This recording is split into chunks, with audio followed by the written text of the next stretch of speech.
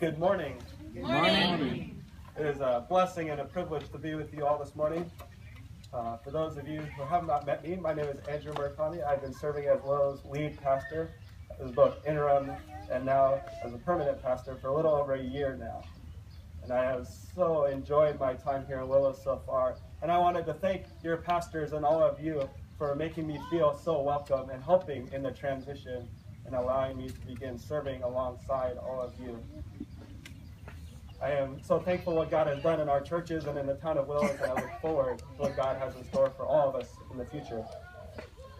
Well, during this blessed Easter season, my congregation and I have been going through a sermon series called In the Light of the Resurrection. And in this sermon series, we have focused on how life changes for the disciples and for us in the light of Christ's resurrection.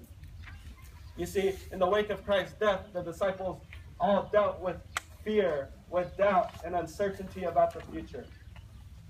And even though Jesus told them that scriptures had to be fulfilled, that he had to go through all of these things in order that the scriptures would be fulfilled, they still did not understand the significance of the impact of the resurrection. In John 20 and 21, as well as Luke 24, there are stories of the first interactions of the disciples with the resurrected Lord recorded for us.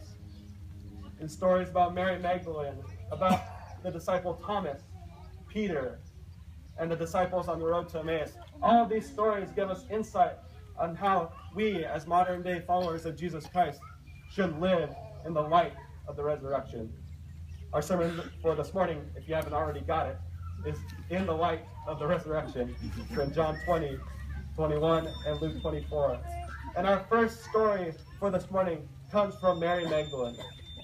John 20, 1 through 2 says, "Early on the first day of the week, while it was still dark, Mary Magdalene went to